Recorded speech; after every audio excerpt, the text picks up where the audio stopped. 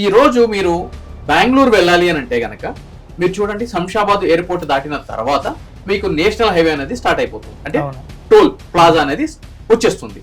ఇటు విజయవాడ సైడ్ తీసుకుంటే గనక మీకు రామోజీ ఫిలిం సిటీ దాటిన వెంటనే నేషనల్ హైవే అనేది స్టార్ట్ అయిపోతుంది. అంటే టోల్ ప్లాజా అనేది స్టార్ట్ అయిపోతుంది. మరి స్టేట్ రోడ్స్ ఎక్కడ ఉన్నాయి బ్రదర్? అంటే ఈ రోజు తెలంగాణ రాష్ట్రంలో నేను రోడ్ ట్యాక్స్ కట్టాను అనుకోండి, ఇటు విజయవాడ వెళ్ళాలనుకోండి, కోదాడ ఎండింగ్ వరకు ఆంధ్రప్రదేశ్ బోర్డర్ వరకు కూడా తెలంగాణ రాష్ట్రం స్టేట్ రోడ్ అనేది ప్రొవైడ్ చేయాలి కదా.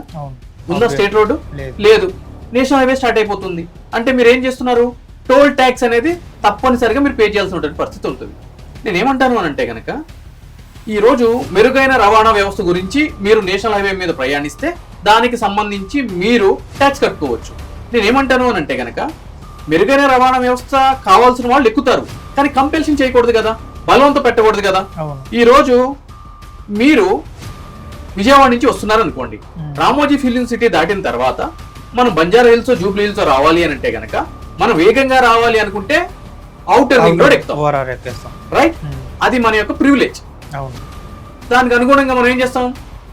టోల్ ప్లాజా ట్యాక్స్ కడతాం, టోల్ ట్యాక్స్ కడతాం ఔటర్ రింగ్ రోడ్ మీద.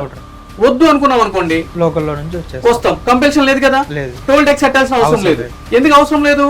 ఆల్రెడీ మనం వెహికల్ కొనేటప్పుడు ఆల్రెడీ లైఫ్ ట్యాక్స్ కడుతున్నాం కదా. ఇది యాక్చువల్ ప్రొవిజన్. కానీ నేషనల్ హైవేస్ అప్పుడు ఏమైతున్నాయి? స్టేట్ రోడ్ ఎక్కడుంది? స్టేట్ రోడ్ ప్రొవైడ్ చేయట్లేదు కదా.